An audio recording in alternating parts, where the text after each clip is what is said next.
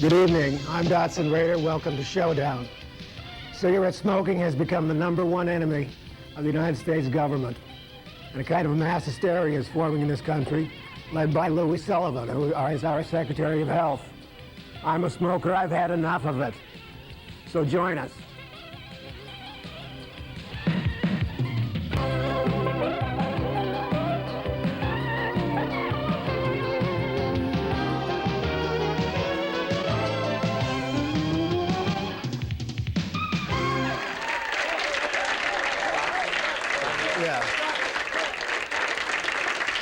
I want to introduce my guests tonight.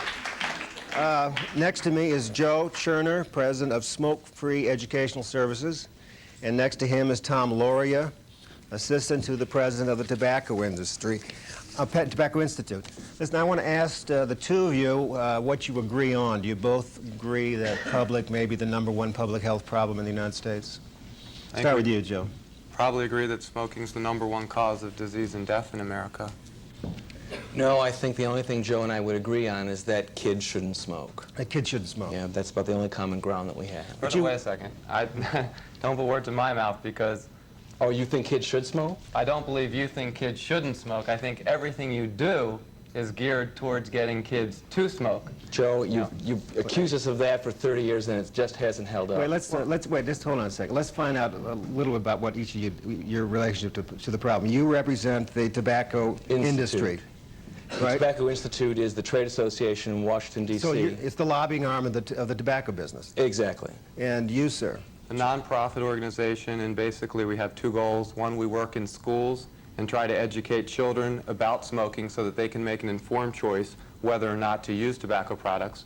And two, we work with government and try to pass legislation that prevents the tobacco companies from targeting children and pushing cigarettes on children. Well, I know where he gets, I know where you get your funding. It comes from the tobacco interests.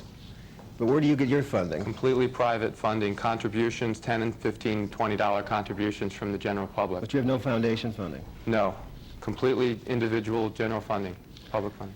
Tell me what the status of smoking in America is now. Well, there's 60 million people who smoke. I'm one of them. It is one of the strongest performing commodities we have.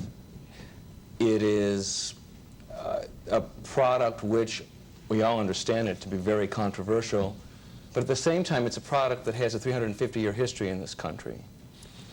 I don't understand where and the people that are against smoking, where in a capitalist country where you have a product that's legal. Okay, first smoking is legal. I mean, you banned the advertisement on this media of smoking, and now you're trying to ban the advertising of smoking in magazines.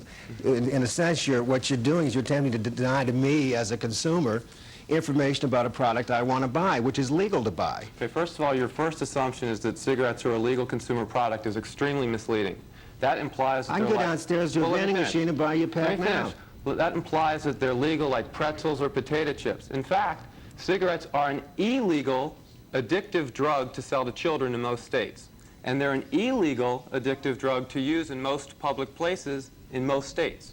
So it's not exactly, they're a semi-legal, semi-illegal addictive drug. That's a far cry from a legal consumer product. Well, it's legal for me as an adult anywhere in this country to buy it. So from my point of view as an adult consumer, this is a legal product. I mean, well, it's an addictive drug. Well, wait a minute now. You can't sell pornography to children. And I wouldn't be in favor of selling pornography to children. But I would very much resent, even though pornography may be harmful to me, but it's not, I would very much resent it if you tried to pass a law preventing me from buying, as an adult, pornography. And yet you're doing the same thing with cigarettes. No, let me make sure you understand what we oppose. I don't think you understood, and you didn't adequately clarify my position. Let me make sure you understand what we oppose. We resent the tobacco companies pushing cigarettes on children. We resent How do they do that? Let me show you. Let me show you a couple of examples. This is New York City, and most of what I do is in New York City. Children, among other things, are very big sports enthusiasts. They go to sporting events. These are the Yankees. This is the Marlboro Man. Well, let me help you. It's a way to get cigarette ads on TV again. These are the Mets. Let's do it. These are the Marlboro Man. Hurry. This is Inside Sports. This is the Marlboro Man. This is Sports Illustrated. Tricked you. This is the Newport Man. This is Sport Magazine, Bo Jackson, a teenage idol. This is the Marlboro Man. This is Sport Magazine, the most popular issue, the swimsuit issue. This is Winston, and inside, if I go like this to a 6th grade class, everyone in the class knows what this is. And I'll show you what it is. This is a camel ad. Now, I don't know about you, but I don't have one friend that puts this poster up on their bedroom wall. I don't have no one. All your friends adult. are zealots. Of course they're not going to put it on the wall. Wait, who's interested in this poster, Dotson? Tell me who this 4-color big poster is for.